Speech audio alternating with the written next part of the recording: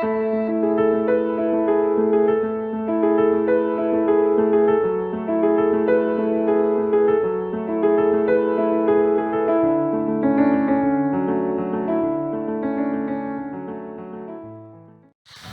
어떤 꿈을 꾸든지 꿈을 꾸시면 됩니다. 그리고 꿈을 꾸는 대로 내가 작은 것들을 시작하시면 되거든요. 죽은 자를 살리시고 없는 것을 있는 것처럼 하시는 분이 하나님이시죠. 그 하나님 우리가 믿고 있잖아요. 그러니까 여러분 우리가 없는 기쁨, 그동안 없었던 소망, 없었던 성공, 이걸 꿈꿔야 돼요. 그러니까 나를 통해서 없는 것을 있는 것처럼 하실 그 하나님을 기대하는 겁니다. 꿈꾸는 거 돈 들어요? 돈 들질 않아요. 남에게 허락을 받아야 돼요? 그럴 필요도 없어요. 내가 하나님 앞에 기도하면서 성령이 인도하시는 대로 내가 꿈을 꾸면 돼요. 그리고 그것을 실제로 기록하고 그 가운데서 작은 것부터 실천하기 시작하면 하나님께서 어느 날 이루실 그날이 반드시 찾아올 것입니다. 여기 이제 한 사람을 소개하고 있죠. 근데 이 애는 공부를 잘하지 못했던 아이입니다. 그래서 놀림도 많이 받았고 책 읽는 것보다는 뭘 좋아했냐, 카메라 들고 노는 걸 좋아했어요. 그래서 어려서부터 8mm 카메라 가지고 촬영하고 막 이럽니다. 고등학교 2학년 때 학교를 결국 그만둬요. 그리고 이제 뭐 그렇게 지내니까 부모 입장에서 얼마나 참 힘들겠어요. 그래서 막 다 이러고 어르고 뭐 해가지고 겨우 다시 학교를 들어가는데 그 학교에서 그만 배정을 어떻게 해야 되냐, 학습 지진화반에 해요. 그러니까 이걸 또 못 견디고 그만둡니다. 그랬다가 세 번째 고등학교 옮겨가지고 겨우 졸업을 했어요. 이제 대학을 진학을 했는데 자기가 원하는 거하고는 관계없이 영어 전공하도록 이렇게 대학을 진학합니다. 근데 적응을 못하죠. 본인이 원하는 것은 오직 카메라 들고 영화 찍는 거니까. 근데 결국은 이 사람이 어떻게 됐는가 하면 미국에 이제 LA에 가면은 유니버설 스튜디오가 있죠. 그 스튜디오는 아주 유명한 영화인들이 다 있고 제작사들이 왔다 갔다 하는 곳입니다. 거기 함부로 접근할 수도 없는데 늘 거기 얼쩡하다가 거기 유명한 척 실버스 아주 간부하고 만나게 돼요. 그리고 그 간부방에 초청을 받습니다. 그런 다음에 이제 자기가 지금 걸어왔던 이야기를 했을 때 이 척 실버스가 이 아이가 하는 이야기가 너무 참 귀엽고 깜찍하고 그러니까 너 언제든지 내 방에 와라 이렇게 해서 자주 만나게 되면서 16mm로 만든 영화가 이렇게 보여지기도 하고 뭐 그렇게 왔다 갔다 하다가 결국은 28세 그러니까 이렇게 꿈꾸고 뭐 시작하던 이후에 10년 만에 28세에 영화를 하나 만들어요. 그게 아마 지금 작년 세대들은 기억할 거예요. 조스라고 하는 영화, 조스. 기억하시죠? 상어 그림. 조스. 근데 이 영화 하나로 완전히 휩쓸어 버리죠. 그 당시 4억 7천만 달러인데 아마 요즘 가치로 하면 7천억 정도 될 겁니다. 한 편의 영화로 엄청난 부를 소유하게 돼요. 그 이후로도 여러분 잘 아시는 것처럼 이 사람이 손대는 영화마다 히트를 했죠. 지금은 이제 영화 감독이자 제작자로서 활동하고 있는데 꿈꾸는 거예요. 꿈꾸는 거. 그 꿈꾸는 때부터 시작되는 것입니다. 스티븐 스필버그 이야기죠. 예. 여러분 그러니까 꿈을 이루기 위해서 내가 꾸는 꿈이 주님이 원하시는 것과 같을 것인가, 주님께서 기뻐하실 꿈일 것인가, 이런 걸 일단 먼저 분별해야 되겠죠. 그러니까 주님의 뜻에서 어긋나지 않으면 주님이 주신 꿈일 수 있어요. 그리고 이제 꿈을 꿨으면 목표가 분명해야 됩니다. 이 목표를 딱 분명하게 설정하고 그리고 이제 그것을 향해서 작은 것부터 하기 시작하는 거예요. 그러다 보면 어느 순간 나도 모르는 사이에 변화들이 일어나는 것을 보게 되죠. 예. 이 세상에 이제 꿈을 꾸는 사람들이 참 많은데 문제는 목표를 잘 세우지 않을 때가 있어요. 근데 꿈을 꿨으면 목표를 잘 세워야 됩니다. 목표를 세우고 그 다음 어떻게 할 것인가가 중요해요. 이제 심리학자 가운데서도 지그문트 프로이드와 빅터 프랭클이죠. 빅터 프랭클은 서로 이제 다른 견해를 보이기도 했는데 프로이드는 목표 설정을 하지 말아라. 왜? 목표 설정 자체가 위험하다 이렇게 주장했던가 하면 프랭클은 그러지 않았습니다. 반대로 빅터 프랭클은 목표를 세워라. 목표를 설정하지 않는 것은 오히려 목표 달성이 안 되는 것보다 더 위험하다. 그러니까 목표를 세우고 설령 안 그대로 안 된다 할지라도 목표 세우는 게 훨씬 낫다는 거예요. 이제 뭐 여러분이 뭐 어느 쪽이 좋다고 판단되는지 모르겠지만, 여러분, 제가 여러분이 추천해 드린 것은 빅터 프랭클의 주장을 받아들일 수 있기를 추천해 드립니다. 그러니까 목표를 세우십시오. 목표를 세우고, 성경은 말하고 있잖아요. 내 입을 넓게 열라 내가 채우리라. 그게 하나님 말씀이에요. 예, 꿈을 꾸도록 하고 있는 것이 하나님이십니다. 할 수 있다고 생각하는 것이 아니라, 할 수 없다고 생각하는 것이 아니라 할 수 있다고 생각해야 됩니다. 그것이 성경의 교훈이죠. 할 수 있거든이 무슨 말이냐? 믿는 자에게는 능히 하지 못할 일이 없음이니라. 그러니까 내가 하나님을 믿는다면 하나님께서 없는 것을 있는 것처럼 하셨던 것처럼, 죽은 자를 살리시는 그 하나님의 능력이 있었던 것처럼 나를 통해서도 그 일이 이루어진다. 이 사실을 꿈꾸고 이 사실에 대해서 구체적으로 목표를 세우고 그것을 위해서 하나하나 작은 것부터 하라는 겁니다. 내가 이만큼 뭔가 되면 그때 해야지가 아닙니다. 작은 것부터 하기 시작하면 돼요. 예.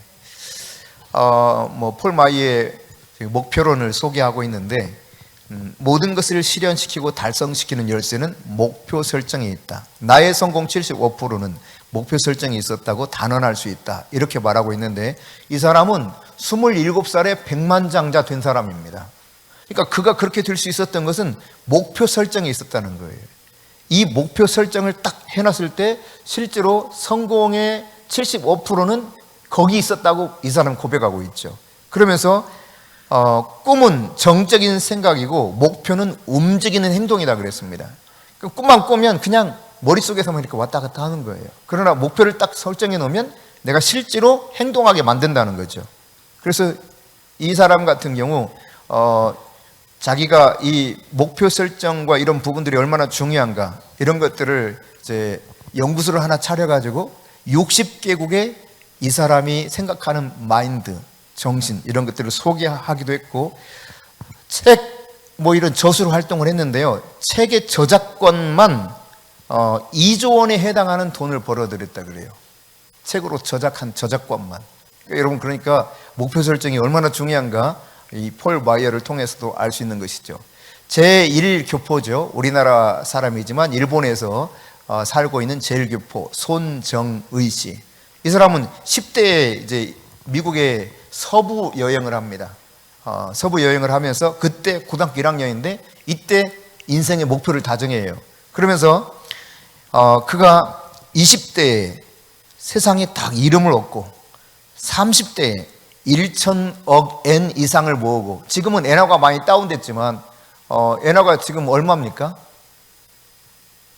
990원? 지금 많이 다운되긴 했는데 어쨌든 여러분 1,000원을 쳤을 때도 1천억 엔이면 얼만큼 되네요?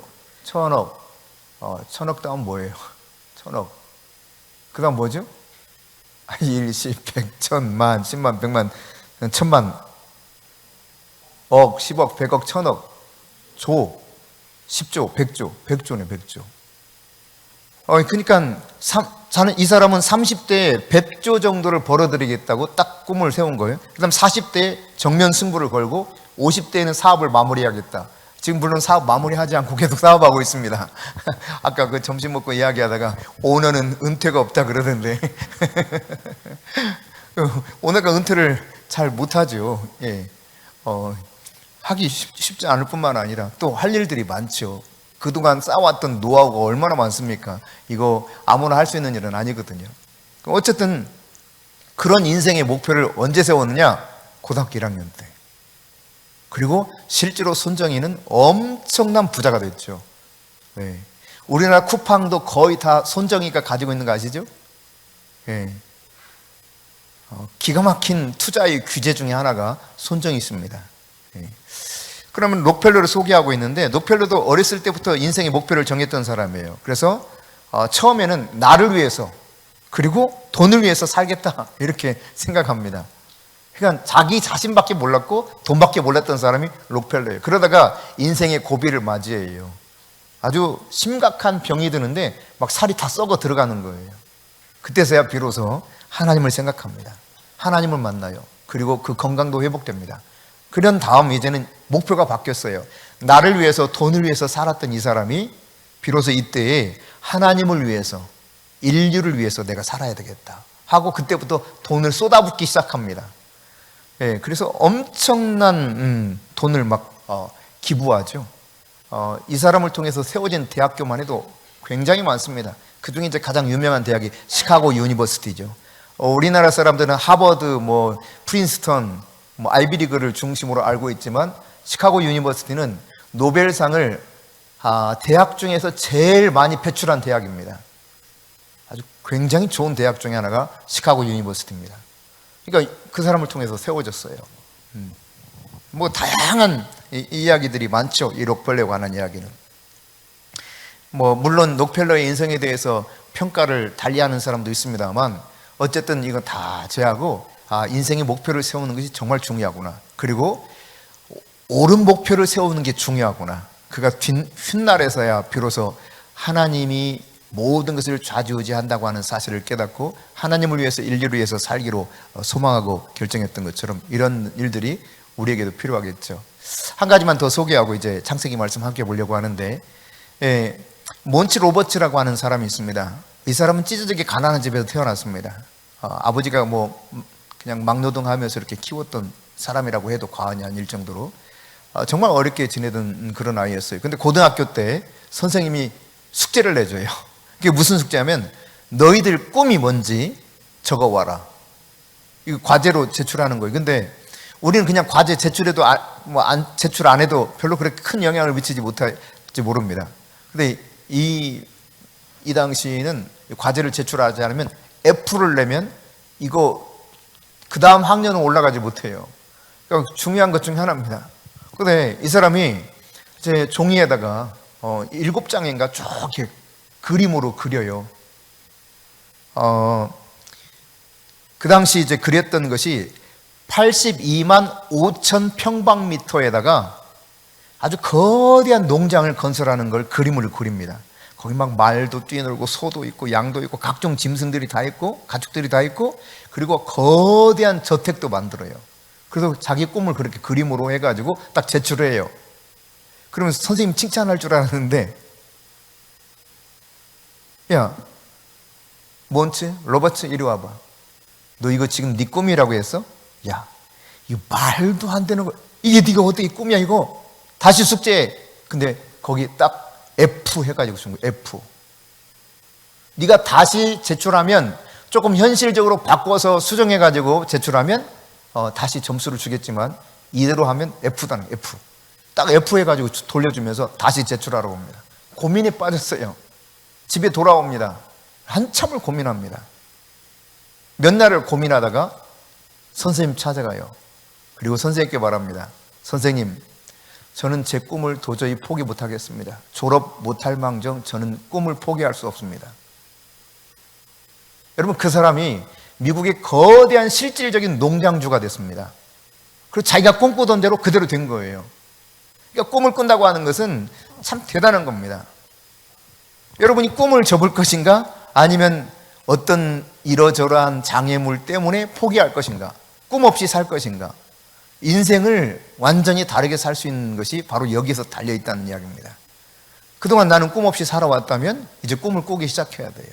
그래서 구체적으로 여러분이 목표를 딱 설정하고, 목표 설정하는 것은 그 생각 속에서만 머무르는 것이 아니라 실제로 행동에 옮기는 것을 말하기 때문에 목표를 설정하고 작은 것부터 실천하기 시작하면 뭔가 꿈틀꿈틀 하는 일들이 있을 수 있습니다. 물론 처음부터 막 느껴지지 않을 수도 있고 너무 막연할 수도 있을 것입니다. 그러나 꿈을 꾸시되 내 입을 어떻게 하라?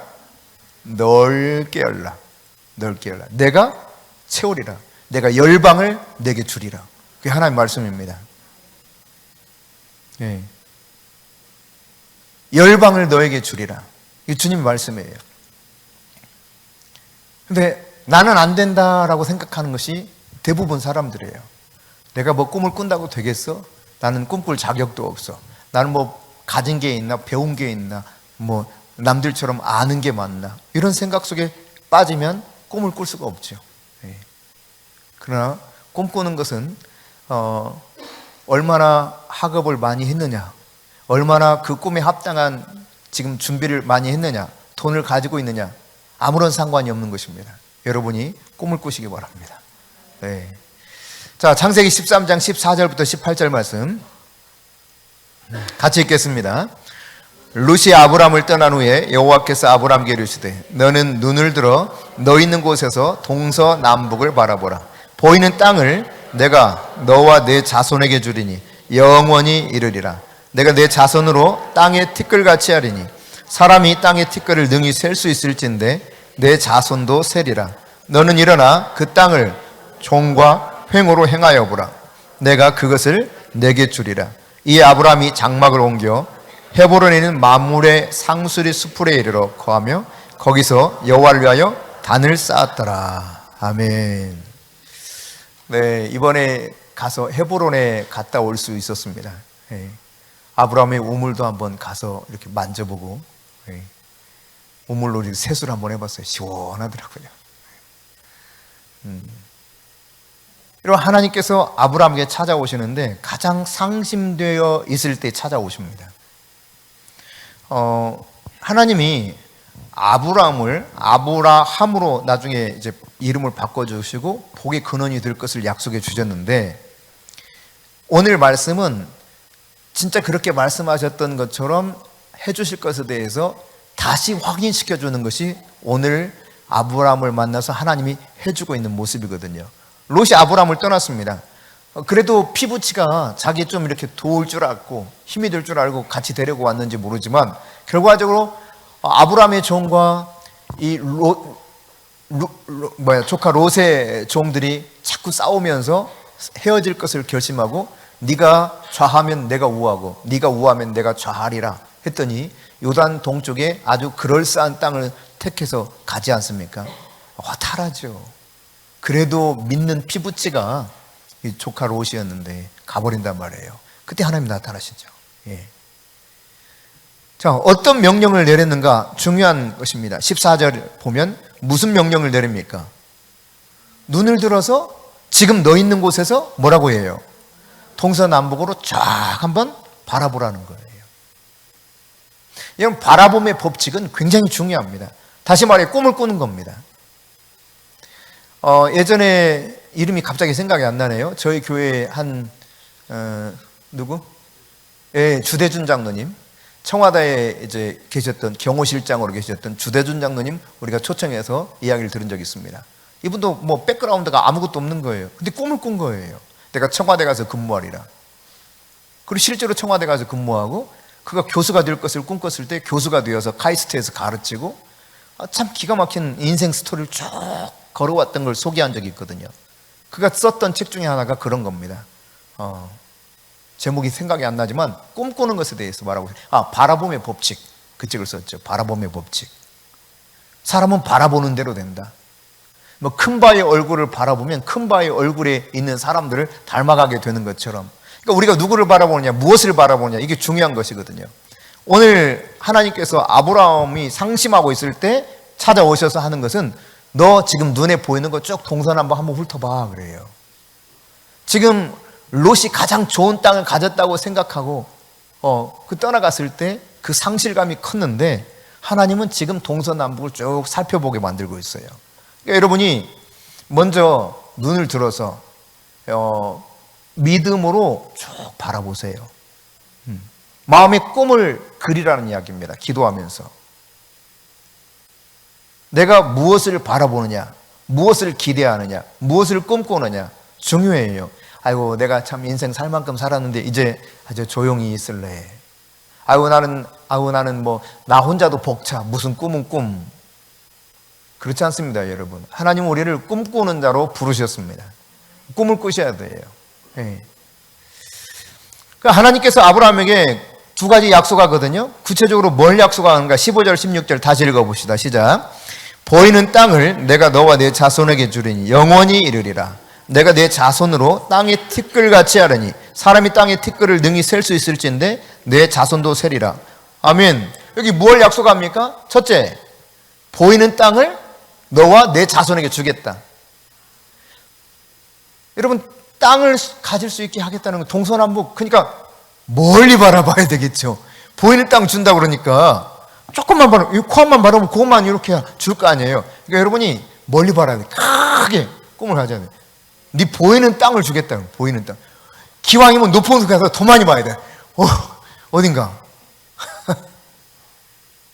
보이는 땅 준다고 그랬잖아요. 동서남북으로 다. 헤브론을 올라가서 쭉 바라보는 것입니다. 헤브론은 약간 높은 지대에 있거든요. 쭉 바라보게 만들어요. 헤브론 전망대에 올라갔었거든요. 쫙 다 보여요. 쭉. 네. 보이는 땅 다 주겠다. 또 뭘 약속합니까? 땅의 티끌처럼 내 자손들, 후손들을 많아지게 해주겠다. 고대의 이것은 엄청난 약속입니다. 지금도 마찬가지죠, 사실. 너로 큰 민족을 이루게 하겠다는 것입니다. 창세기 12장 2절의 말씀에 보면 그 말씀을 다시 확인해 주고 있는 거예요. 너로 하여금 큰 민족을 이루리라. 이것을 조금 더 구체적으로 땅의 티끌처럼 너의 후손들이 많아지게 해주겠다. 이제 머릿속에서 딱 이렇게 상상되게 만들죠. 내가 너를 큰 민족을 이루게 해줄게. 막연했다면 이제는 조금 더 구체적으로 말씀하고 있어요. 야, 땅의 티끌처럼, 셀 수 없는 저 티끌처럼 내가 너의 자손을 많아지게 해줄게. 그림이 딱 그려지지 않겠어요? 네. 하늘의 별들과 나중에 다시 나타나셔도 99세 때에도 하늘의 별들과 땅의 모래알처럼 많아지게 해줄게. 조금 더 아주 구체적으로 그냥 탁탁 이미지로 확 박히게 만듭니다. 예, 바라보는 게 굉장히 중요한 겁니다. 그러므로 여러분이 그 꿈을 꾸면서 그렇게 믿음으로 바라봐야 돼요. 열왕기상 4장 20절에 보면 한번 찾아보실까요? 열왕기상 4장 20절입니다. 자, 열왕기상 4장 20절.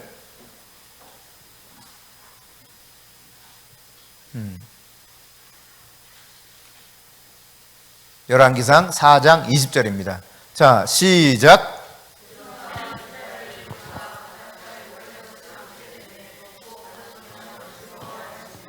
네, 다시 한번 열왕기상 4장 20절입니다. 시작.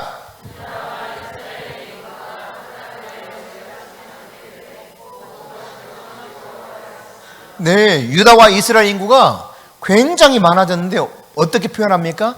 바닷가의 모래같이 많아졌다. 이렇게 표현합니다. 물론 약간 이게 수사적인 표현이기 때문에, 비유적인 표현이기 때문에 우리가 생각하는 것과는 좀 다를 수 있겠습니다만, 여러분 아브라함 한 가정에서 출발한 거 아닙니까? 그런데 엄청난 숫자가 된 거예요. 네. 이 숫자가 어떻게 이루어지는가 보십시오. 저 애굽 땅에 가가지고 노예로 사는 그 시기에 사실상 요셉을 알지 못했던 바로 왕이 나오기 전까지는 이스라엘 백성들이 아주 편하게 번성하며 살았습니다. 요셉의 덕을 보면서. 사실 하나님이 그렇게 아브라함의 약속한 것을 이루신 것이지만 그 과정 속에 보면 좋은 일이 있어서 들어갔던 건 아니에요. 먹고 살 방법이 없는데 하나님이 어쩔 수 없이 떠나가도록 만드는 환경을 만들어 놓고 그곳에 가게 만듭니다. 근데 그곳에서 사실상 이 델타 지역, 그러니까 나일강에서도 가장 비옥한 땅, 그 지역을 차지하거든요.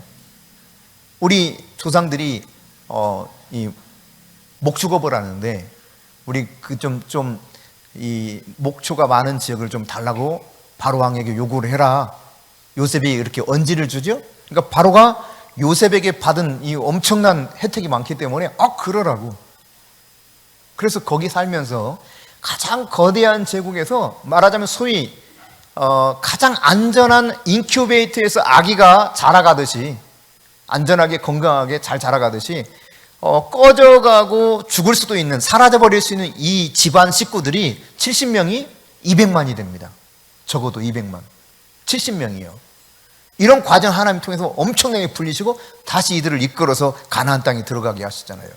그리고 그 시대를 이제 표현하기를 왕정 시대에 유다와 이스라엘 인구가 바다의 모래알처럼 많게 되었다, 이렇게 말합니다. 그러니까 여러분, 하나님이 꿈꾸게 하신 거 어떻게 만드셨습니까? 그대로 이루신 거예요. 할렐루야. 이런 하나님의 약속을 아브라함이 받았을 때 그가 어떤 행동을 하면서 하나님을 영화롭게 했는가? 18절이에요. 시작. 이에 아브라함이 장막을 옮겨 헤볼에 있는 마몰의 상수리 숲으로 이르러 거하며 거기서 여호와를 위하여 단을 쌓았더라. 할렐루야. 네, 저희가 이번에 갔을 때 아브라함이 단을 쌓았던 곳도 한번 갔습니다. 엘론바굿이라고 하는 그 지역에 가서 실제로 내려다보면서 거기서 같이 예배를 드렸었는데, 그때 마침 유대인이 올라와서, 유대인 한 가정이 올라와서 그곳에 이제 찾아와가지고 가족끼리 피크닉 와가지고 있는 모습을 보게 되었어요. 그래서 그들과 같이 이렇게 잠시 찬양하면서 또 좋은 시간을 가질 수도 있었는데, 하나님이 그 축복의 약속을 주셨을 때 아브라함은 단을 쌓았다. 그러니까 아브라함의 특징은요, 제단 쌓는 거예요. 제단. 오늘날 표현 방식으로 바꾸면 아브라함은 예배하는 사람이었다. 예배의 사람이었어요. 하나님을 언제든지 예배하는 사람이었습니다. 하나님이 인도하는 곳에 가서 늘 예배하는 사람이었습니다. 세겜에서도 단을 쌓고 옮겨가는 곳마다 단을 쌓았어요. 하나님께 철저하게 제단 쌓는 사람, 그가 아브라함이었습니다. 그러니까 하나님의 은혜를 여러분이 무언가를 통해서 어떤 약속을 받았습니까? 하나님 앞에 감사하며 예배하는 거예요. 네. 하나님께서 이제 아브라함에게 열국의 아비가 될 꿈을 주셨는데, 동서남북을 쭉 바라보면서 구체적으로 이미지를 딱 떠올리게 하신다 이 말이죠. 그리고 조금 더 분명하게 이제 땅의 티끌처럼. 그러니까 여러분도 하나님이 주신 비전을 구체적으로 자꾸 시각화해야 돼요. 시각화, 이미지화해야 돼요. 아까 모니치 로버츠 이야기를 했죠. 네, 엄청난 농장을 쭉 그려요, 그림으로. 그리고 그 책상에 딱 붙여놓습니다. 실제로 몬치 로버츠가 거대한 농장주가 되었을 때 그 농장에 찾아가면 아주 그럴싸한 벽난로가 있는데, 그 벽난로 위에는 좀 이게 뭐랄까요, 미숙한 솜씨로 그려진 이 그림이 액자에 담겨 있다 그래요. 지금도 고등학교 때 그렸던 그 그림 보고 그 농장을 실제로 만들어냈던 겁니다. 그러니까 시각화하는 게 중요해요. 목표를 설정했으면 그것을 기록하고 그것을 이렇게 늘 보는 것, 그리고 내가 그것을 계속해서 내 마인드 속에 집어넣는 것, 이런 것들이 굉장히 우리로 하여금 뭔가 다르게 만들 수 있다는 이야기죠. 여러분, 스포츠 트레이닝 방법 가운데 이미지 트레이닝이라고 하는 것을 제가 지난번 잠깐 말씀드린 적이 있잖아요. 신기하게도 설교 시간에 제가 말씀드렸던 것 같은데, 이 이미지 트레이닝을 특히 이제 그 가수들도 하고, 그리고 스포츠를 하는 사람들이 많이 합니다. 우리나라의 경우에서는 특히 양궁 선수들은 이 이미지 트레이닝을 굉장히 많이 합니다.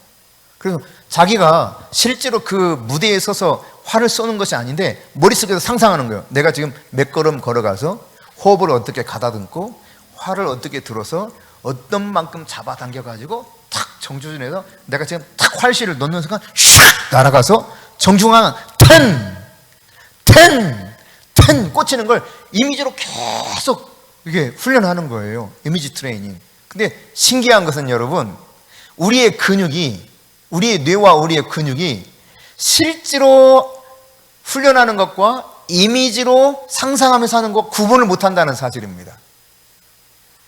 굉장히 중요한 이야기 중에 하나예요. 그래서 꿈꾸는 게 중요하다는 이야기입니다. 내가 실제로 그 일을 하는 것과 이미지로 바라보고 막 하는 것이 이 뇌에서도 근육에서도 똑같이 기억한단 말이에요. 머리가 그것을 기억하고 근육으로 이렇게 기억시키게 만들어요. 그래서 나도 모르게 그 패턴 속에 들어가는 겁니다. 그걸 뭐라고 그러죠? 예를 들어서 축구 선수들이 페널티킥을 찬다. 그랬을 때 이 페널티킥 차는 것도 어떤 경우는 딱 자기가 원하는 이 폼이 있거든요. 그 루틴이라고 그러죠. 루틴. 자기 루틴이 있어요. 그 루틴대로 따라서 합니다. 우리나라에 지금 연예인으로 활동하고 있는 농구 선수 서장훈 같은 경우도 루틴 따라 이 공을 던졌다고 그러죠. 특히 이거 서서 던지는 거 뭐지? 예? 자유투 연습할 때도 자기 루틴에 따라서 반드시 그렇게 했다는 거예요. 루틴이 안 맞으면 다시 그 루틴 따라서. 이게 이미지화된 그대로 한 거예요. 예. 그러니까 계속 이미지화 시키는 것이 중요합니다. 그랬을 때 나도 모르게 뇌가 기억하고 근육이 기억해요. 그러니까 예를 들어 내가 빵을 만든다. 정말 맛있는 빵을 만드는 것을 막 이 머릿속에서 다 상상을 하는 거예요. 어떻게 조합을 해가 이렇게 제일 맛있는. 그러니까 예를 들어서 최고의 제빵 기술을 가진 사람의 그 뭐예요? 레시피. 그 레시피를 구해가지고 내가 최고의 제빵 기술 가진 사람처럼 상상을 하는 거죠. 그 이상 좋은 막 상상을 하는 거예요. 그럼 그걸 막 내가 이미지화 시켜. 그리고 내가 상상해. 그러면 뇌와 근육이 기억을 해가지고 내가 하는 동안 그렇게 실제로 되게 만든다는 거죠. 네. 그러니까 여러분 바라봄의 법칙, 이미지화 시키는 거, 이게 너무너무 중요하다라고 하는 사실이에요. 여러분이 특별히 하나님께서 나에게 주시는 거룩한 꿈을 꿀 수 있기를 바랍니다. 인간의 야망이 아니라 하나님 주시는 꿈. 우리의 꿈을 통해서 하나님은 우리의 삶을 만들어 가실 겁니다. 하나님이 우리에게 그렇게 놀라운 능력을 부어주실 거예요. 네. 4차원의 꿈을 어떻게 개발할 수 있느냐? 첫째, 뭐라고요? 성령 안에서 같이 읽습니다. 시작. 성령 안에서 기도하여 마음 하늘에 하나님의 꿈을 설계하라. 예. 그러니까 인간적인 야망에는 하나님이 주신 거룩한 꿈을 내가 가질 때 그것이 바로 하나님이 주신 비전인데, 따라서 성령 안에서 기도하는 것이 먼저 돼야 됩니다. 하나님의 꿈을 성취해 가기 위해서는 먼저 성령 안에서 기도하는 거예요. 그러니까 크고 비밀한 일이 나타날 것을 기대해야 돼요. 하나님께서는 아까도 말씀드렸습니다만 내 입을 넓게 열라 내가 채우리라. 이게 하나님의 약속이에요. 시편 81편 10절이죠. 또 예레미야서는 뭘 말합니까? 우리가 부르짖어 기도할 때 하나님은 크고 은밀한 일을 내가 알게 해주겠다고 말씀하고 있어요. 그러니까 우리가 성령 안에서 하나님이 주신 비전을 내가 가지고 있다면 성령 안에서 늘 하나님께 기도하는 겁니다. 내가 이루려고 하지 말고 하나님께 기도하면서 하나님의 도움을 받으면서 이루어 가는 거예요.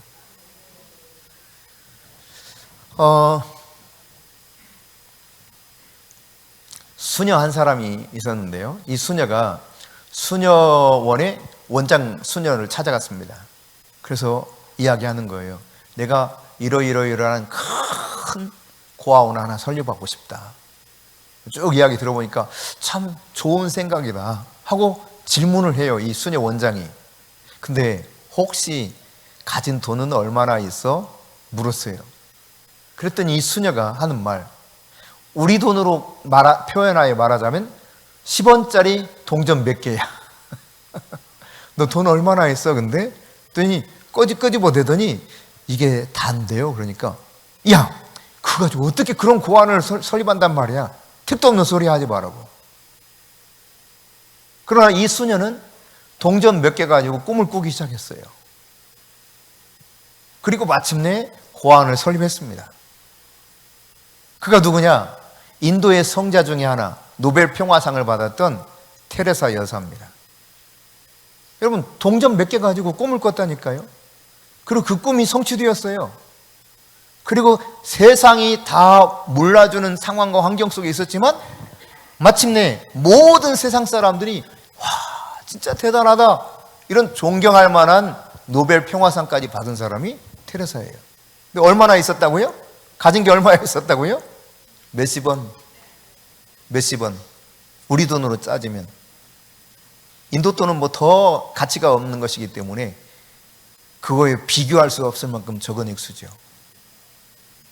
근데 그걸 통해서도 하나님은 수많은 고아들을 먹여 살리는 일을 하게 하시더라. 꿈이 하게 하는 거지 내가 가진 것이 하게 하는 것이 아닙니다. 네. 여러분이 그러므로 성령 안에서 그 꿈을 가지고 설계하되 기도하면서 설계하시기 바랍니다. 하나님이 주시는 소원과 비전에 따라서 내 꿈을 이렇게 만들어 가세요. 네. 대신 입을 넓게 열어야 돼. 할렐루야. 자, 이 이야기를 하다 보니까 생각나는 게 있습니다. 여러분, 지금은 참 그런 모습을 보기 쉽지 않습니다만 과거에는 봄이 왔다 하는 소식을 알려주는 날짐승이 하나 있었습니다. 뭐죠? 제비가 오면 강남에서 제비 왔다 그래요. 저 강남 말고 대한민국 저 한강 이남 말고요, 강남에서 제비 돌아왔다 그래요. 와, 봄이다 그래요. 근데 이 제비들이요, 참 귀찮게 하는 게 있습니다. 꼭 처마 밑에 집을 지어. 처마 밑에 집을 지어서 알을 낳고 부화를 시켜가지고 이제 새끼들이 자라나거든요. 새끼들이 자라났을 때 얼마나 똥을 싸제끼는지 몰라요. 그냥 닦아도 또 똥, 닦아도 똥. 워낙 귀찮아가지고 막 제비집 부셔버려, 어느 때는. 놀부처럼. 너무나 이놈들이 그냥 똥을 많이 싸니까. 근데 이거 부수잖아요? 또 지어. 포기합니다. 부수는 사람이 포기해요. 근데 이제 이 알이 부화를 해가지고 새끼들이 자라나는데, 새끼들이 이제 아침마다 얘네들이 배가 고프잖아. 그러니까 막 밥 달라고 짹짹짹 하지 않고, 제비는 어떻게 우나? 기억이 안 나네. 제비가 어떻게 울었는지. 하여튼 뭐 짹짹짹 하듯이 웁니다. 그러면 이 엄마 제비, 아빠 제비가요, 사냥을 나가요, 사냥을. 논으로 주로 사냥을 나갑니다, 논으로. 물이 찰랑찰랑찰랑 있는 논을 슉 하면서 논바닥에 있는, 그 물속에 있는 이 벌레를 촥촥 잡아가지고 입에 물고 돌아와요. 물고 돌아와서 새끼들한테 주는데, 이것도 루틴이 있어요, 루틴. 엄마와 아빠의 루틴이 있어요. 딱 잡아와가지고 아무한테나 주는 게 아니야. 반드시 주는 순서가 있어요. 어떤 순서냐? 첫째, 입을 크게 벌리는 놈을 먼저 줘. 반드시 그래, 반드시. 그러니까 우는 애에게, 그런 거예요. 우는 애에게 젖 물리는 것처럼, 그러니까 입을 크게 벌린 이 새끼에게 먼저 준단 말이에요. 그러니까 내 입을 넓게 열라. 옆 사람에게 우리 꿈을 크게 꿉시다. 그리스도 안에서 우리 꿈을 크게 꿉시다. 큰 꿈을 꿔야 돼요. 10원짜리 몇 개 가지고, 우리 돈 10원짜리 몇 개 가지고, 사실 그 돈도 안 된다니까? 그거 가지고 큰 고아원을 짓겠다고 하니까, 아서라, 아서. 그거 가지고 되겠냐? 근데 됐단 말이에요. 그리고 나만의 가치 있는 꿈과 목표를 가져야 돼요. 그냥 머릿속에서만 이렇게 놔두고 그냥 흘러가는 대로 내버려 둘 것이 아니라 분명하고 구체적이고 실질적인 꿈을 꿔야 됩니다.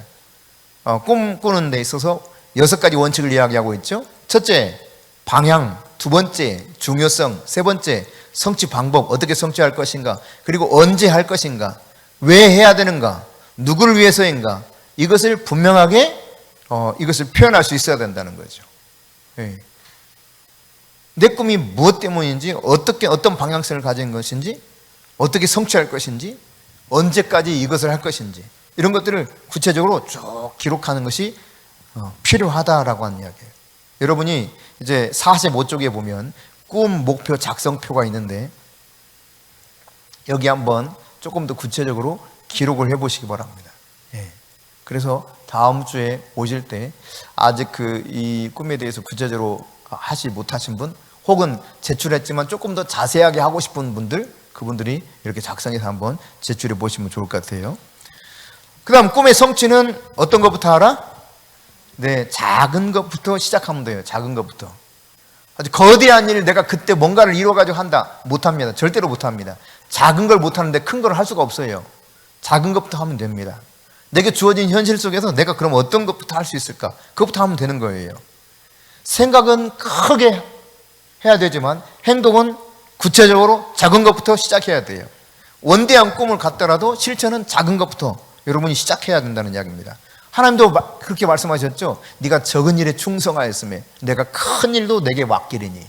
여러분, 적은 일을 잘 못하는 사람에게 큰 일 맡기지 않습니다. 여러분, 직원을 둔 사장이라고 생각해 봅시다.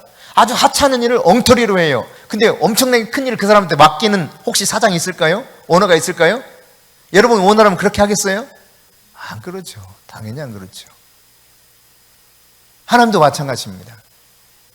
하나님도 일을 맡기실 때 그 사람이 어느 만큼 신실하게 적은 것에 성실하게 해내는지 그걸 보는 거예요.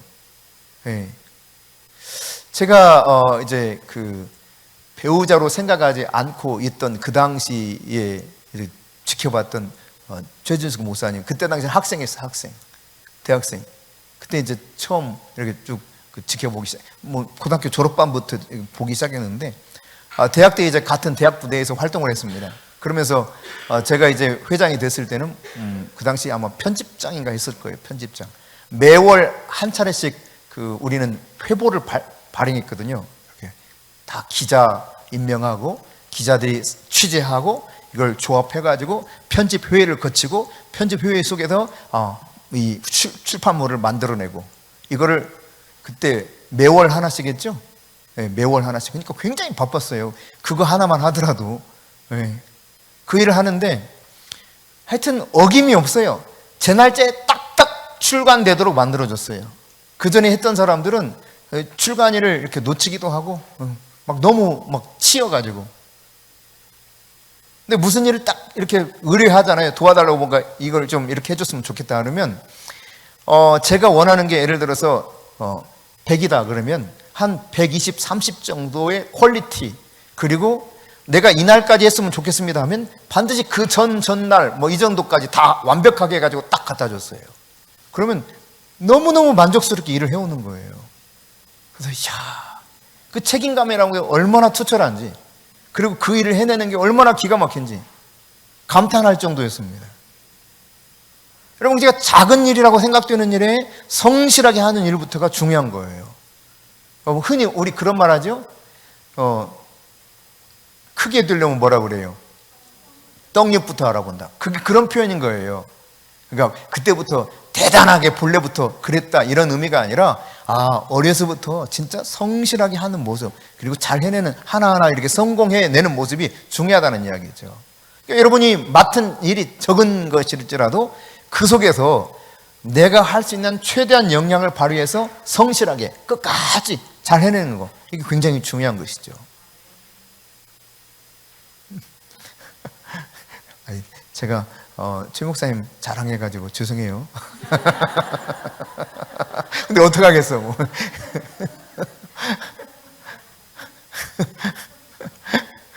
어떡하겠냐고.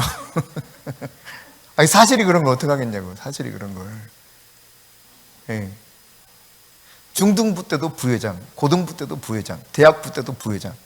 근데 사람들이 뭐 감탄을 할 정도의 일을 해냈으니까요.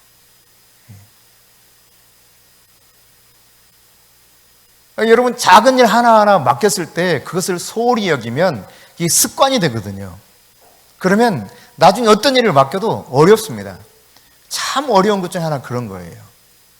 이제 때가 어느 정도 지나서 좀 더 그럴싸한 일을 맡기고 싶어도 이 성실성과 책임감이 없고 그것을 성취해내는 어떤 이런 그 태도가 모자라면 큰 일을 맡길 수가 없어요. 맡기고 싶어도 못 맡겨요. 그게 안타까움이죠. 꿈의 성취는 작은 것보다. 여러분, 농부도 땅에 씨를 뿌릴 때 어떻게 합니까? 추수를 기대하는데 씨를 뿌리는 것부터 시작하는 거예요. 씨도 뿌리지 않고 추수할 것만 상상해? 말도 안 되죠. 추수할 것을 기대하는 사람은 반드시 씨를 뿌립니다. 하찮은 것일지 모릅니다. 그러나 씨를 뿌려야 돼요. 씨를 뿌린 다음에 그것이 자라나면 또 이 묘목을 갖다 옮겨 심죠. 예. 그리고 또 그것이 잘 자라도록 하기 위해서 얼마나 굳은 일을 많이 해야 됩니까? 돌보는 그 일들이죠. 농작물 하나하나가 자라는데 얼마나 많은 손길이 가는지 몰라요. 그러나 그 순간순간마다 그렇게 해냄으로 인해서 마침내 결실을 거두는 것처럼 우리가 매 순간 적은 일에 성실하게 끝까지 해낼 때 결실을 볼 수 있는 것입니다. 예, 그 다음 네 번째, 지식, 교류, 네트워크, 이런 경험, 이것들을 다각적으로 구축하라 그랬어요. 그러니까 나에게 필요한 지식을 갖추는 데 있어서 여러분, 꿈을 이루려면 부지런히 내가 원하는 꿈의 방향에 대해서 공부를 해야 됩니다. 그러니까 배우지 못하면 그것을 해낼 수가 없어요. 히브리어 라마드라고 하는 단어가 배우다라고 하는 단어거든요. 근데 이 단어는 동시에 가르치다 그 뜻도 가지고 있습니다. 그러니까 배우는 것이 가르친다는 의미와 똑같은 단어를 쓴다라고 하는 것은 흔히 teaching is learning이라는 표현을 여러분이 들어보셨을 거예요. 가르치는 게 배우는 거예요. 정말 여러분이 잘 배우기 원한다면 부지런히 공부하셨다가 그것을 그대로 해보는 거예요. 그러면 그 속에서 내가 또 배워가요. 리더가 되기 위해서는 평생 성실하게 학생처럼 공부해야 됩니다. 리더는 공부해야 돼요. 평생토록 공부를 해야 됩니다. 그렇지 않으면 리더로서 설 수가 없습니다. 그러니까 나에게 필요한 지식을 부지런히 갖춰야 돼요.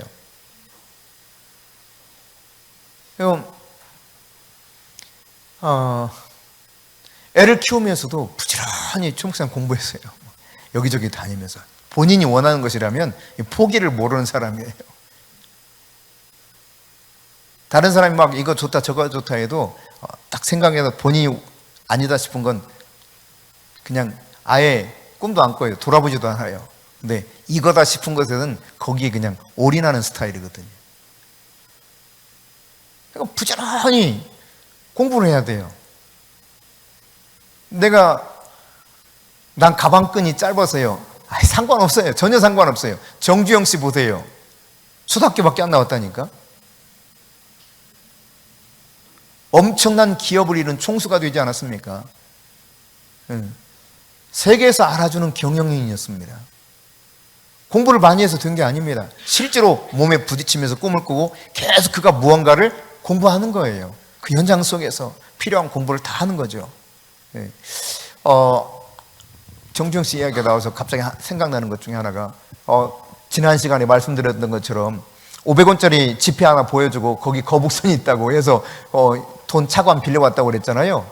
그래서 이제 딱 마침내 이제 이거를 그 선박을 건조를 했는데, 근데 신기한 건 이 조선소로 다 완성해 놓고 선박을 지은 게 아니에요. 조선소를 지어가면서 동시에 선박을 짓기 시작합니다. 선박을 만들기 시작합니다. 기가 막힌 거예요. 그러니까 그리고 나서 25만 톤 이상 되는 이 배를 만들었는데 항해사들이 이거를 쭉 들여오게 하는데 베테랑 항해사들도 도저히 자기는 못하겠다고 다 손을 들었다는 거예요. 유명한 일화 중에 하나입니다. 그러자 정주영 씨가 직접 배를 몰게 만들어요. 그런데 여러분 생각해 보세요. 배에 대해서 공부하지 않았다면 직접 그것을 할 엄두나 내겠어요? 공부했으니까. 나름 공부했기 때문에 그래? 항해사들이 못한다고 해? 내가 할게. 그거 딱 하는 거예요. 리더는 공부하는 사람이에요. 공부하는 사람. 끊임없이 공부해야 됩니다. 공부하는 학생이 될 때 가르칠 수 있는 거예요. 여러분 계속해서 배울 수 있기를 바랍니다. 근데 여러분 그 배우는 가운데서 뭐가 필요하면 네트워크가 좀 필요해요. 지금은 네트워크 시대죠. 네트워크 시대. 뭐 과거에 비해서 더 완전하게 네트워크 시대로 들어갔습니다. 그래서 이 네트워크 속에서 모든 일이 다 이루어져요. 지금은 소위 그 사업을 시작하는 것도 돈이 없어도 네트워크만 잘 구축되고 내가 그 사업에 대한 확실한 노하우와 노하우와 어떤 것들이 축적되어 있으면 시작할 수 있는 시대가 되었습니다. 아주 오히려 쉽게 시작할 수 있는 시대가 되었죠. 물론 경쟁력이 그만큼 있어야 되겠지만, 그러나 나 혼자는 안 되는 거예요. 서로의 힘이 필요합니다. 그래서 여러분이 좋은 동역자를 만나기를 기도하면서 좋은 동역자들이 또 여러분에게 붙어지는 것이 필요하겠죠. 한편 경험해야 돼요. 경험. 내가 직접 경험할 수도 있지만 간접적으로 경험하면 또 얼마나 도움이 되는지 모릅니다. 저는 이 대학 때 두 가지 대해서 좀 관심이 많았어요. 교회란 뭘까? 교회 공동체가 뭘까? 그다음 이 성경에 나오는 성령에 대해서 알고 싶었어요. 근데 이런 것들을 뭐 이렇게 질문을 하고 누구한테 이렇게 좀 해도 속 시원한 게 없었습니다. 근데 그때 저에게 간접적인 도움을 줬던 것이 바로 책이었어요. 책을 통해서 이게 이렇구나. 교회란 것이 이런 거구나. 책을 통해서 성령님이 이런 것이구나. 일단 간접적으로 이렇게 조금씩 알아가기 시작했습니다. 또 다른 사람의 이야기를 통해서 내가 이걸 간접적인 경험을 통해서 깨달아갈 수도 있는 거죠. 그러니까 모든 경우를 망라해서 경험하는 것, 이런 것들이 나의 자산의 밑거름이 되는 거예요.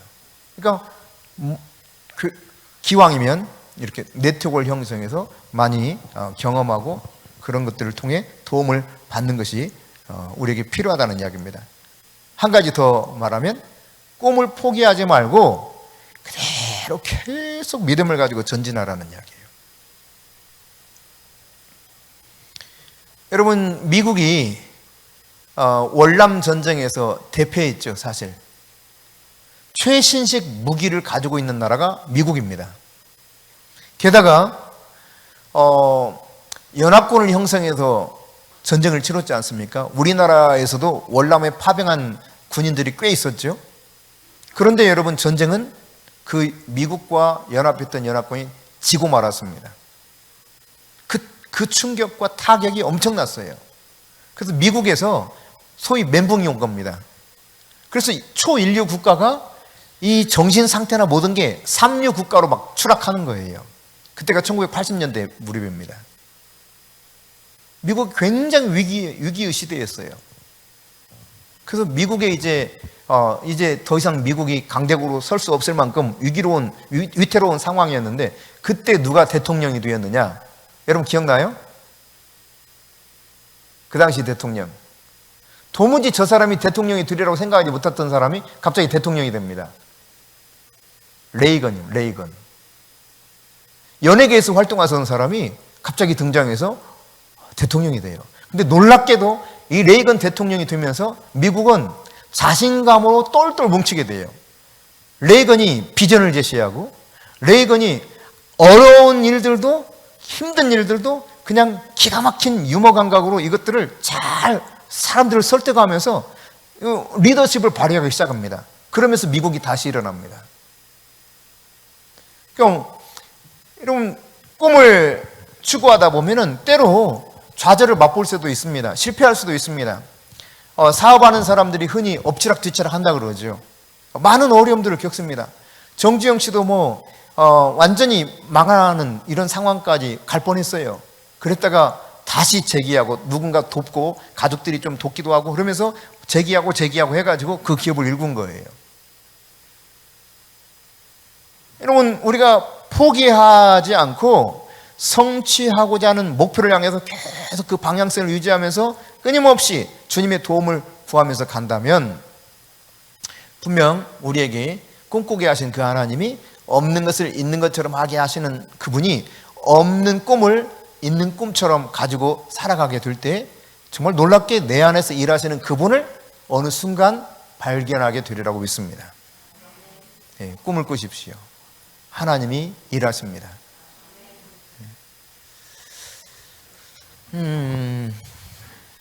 그래요. 저는 여러분 모두가 한 사람도 예외 없이 진짜 꿈꾸는 사람, 하나님의 꿈을 가지고 사는 사람, 그리고 더불어서 그 꿈을 성취해가는 기쁨을 누리는 사람이 될 수 있기를 바랍니다. 여러분 모두가 다 그냥 교회만 왔다 갔다 하는 사람이 아니라 하나님의 꿈에 붙잡혀서 성령과 함께 일하는 사역자들이 될 수 있기를 바랍니다. 네, 우리 교인은 한번 같이 해봅시다. 전 교인의 사역자와 그러니까 사역을 안 하면 안 돼. 다 사역을 해야 돼요. 모든 사람이 왔다 갔다만 하는 성도들은 전 참 안타깝게 여기는 성도들입니다. 저 사람 진짜 안 됐다. 내가 안 됐다라고 생각하는 사람은 지금 살기 참 복잡하거나 힘들거나 이런 사람 아니에요. 진짜 내가 불쌍하게 여기는 사람 가운데 참 저 사람 안 됐다 하는 사람은 사역을 하지 않고 그냥 교회만 왔다 갔다 하는 사람들. 내가 보기에 가장 불쌍한 사람이에요. 여러분이 진리의 말씀을 배워서 그 하나님 말씀 안에서 꿈을 꾸시고 하나님이 원하시는 그 꿈의 사람이 되셔서 사역할 수 있기를 바랍니다.